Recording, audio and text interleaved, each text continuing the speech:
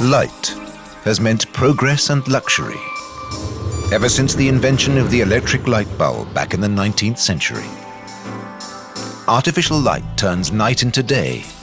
Work and play become possible round the clock. But light brings shadow in its wake. Artificial light kills animals and plays havoc with entire ecosystems.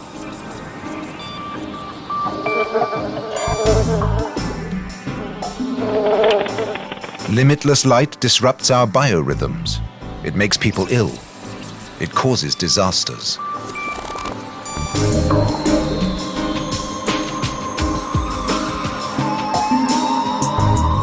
Light at the wrong time is a form of pollution, barely recognized, yet very dangerous. This is a journey to the dark side of light. From the sleepless megacities of our non-stop society to some of the world's most isolated and light-free places.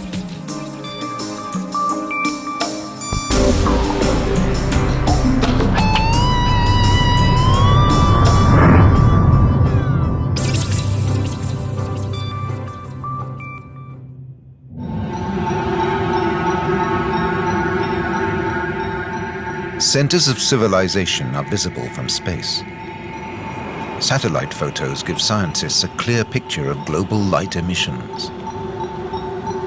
Night after night, the world is shining brighter.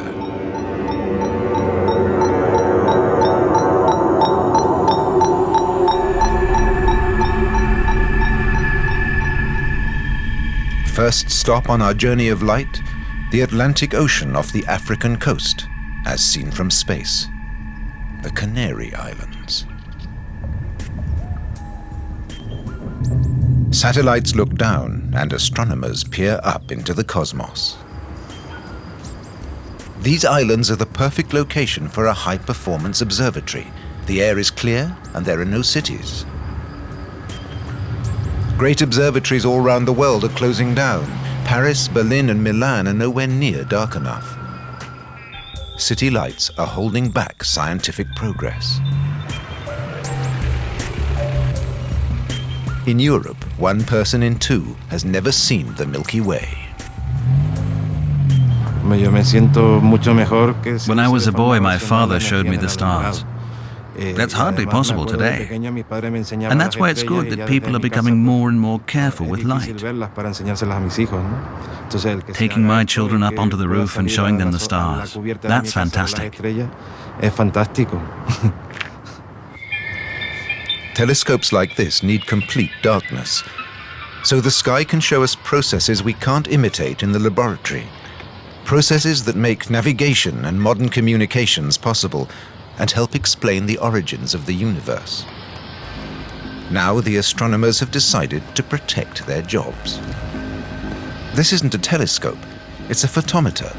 The light inspectors use it to measure artificial light the atmosphere reflects back to Earth. Since 1988, they and the law are protecting the night sky. Javier Diaz-Castro heads up the Department for Protection from Light Emissions. He and his men want everyone to see stars, children and astronomers too. When we find a new light, we check if it has a natural source, or if it's a new artificial light. If it's newly installed, then we can act.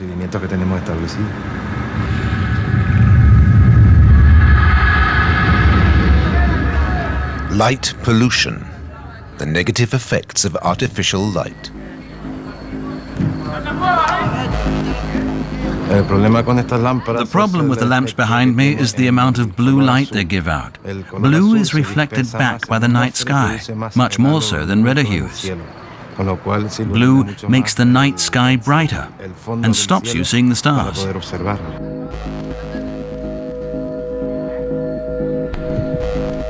Puerto de la Cruz. Javier and his colleagues are on patrol. Will the new street lamps have to be turned down? After midnight, light levels are cut by half anyway. Tenerife's nightlife is controlled by the astronomers.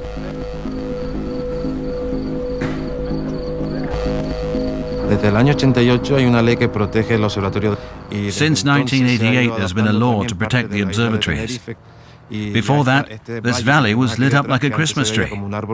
Actually, there are more lights today than there were then, but there's less light pollution.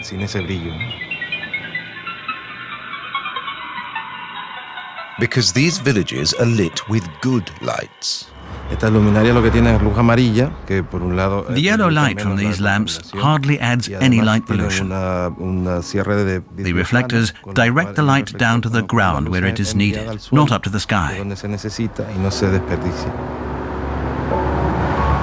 These low-pressure sodium lamps light the sky least. Yellow light is as good as red light, and it saves energy too. And this is what it's all for. Teide Observatory at 3,200 meters in the middle of the island. There are 9 telescopes on Tenerife.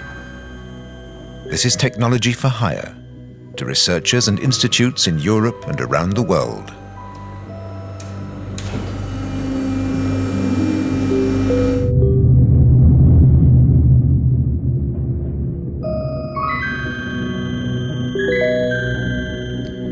Stargazing has a long history here.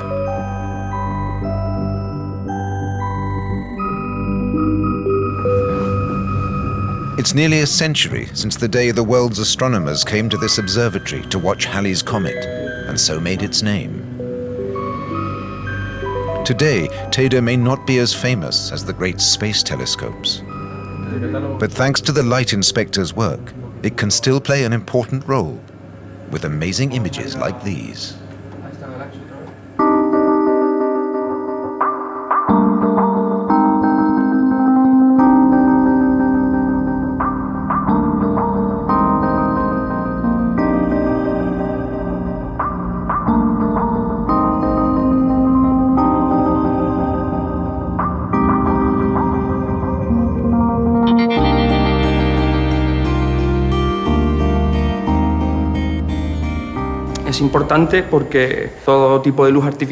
Our colleagues in the light pollution team are vital for our work. Any kind of artificial light makes our work difficult.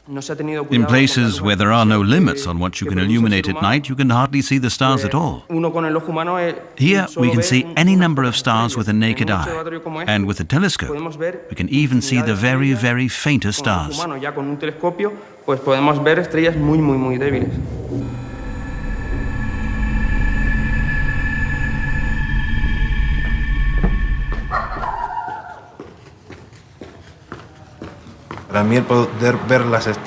The stars remind us how small, how unimportant we are.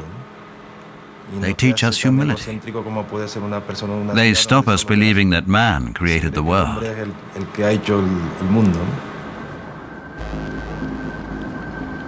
To see the stars now, astronomers have to retreat to more and more isolated locations, or into space itself. So scientists all around the world have got together to form the Dark Sky Association, fighting excess light the world over. It's about a lot more than seeing stars. Too much artificial light is a threat to both humans and animals.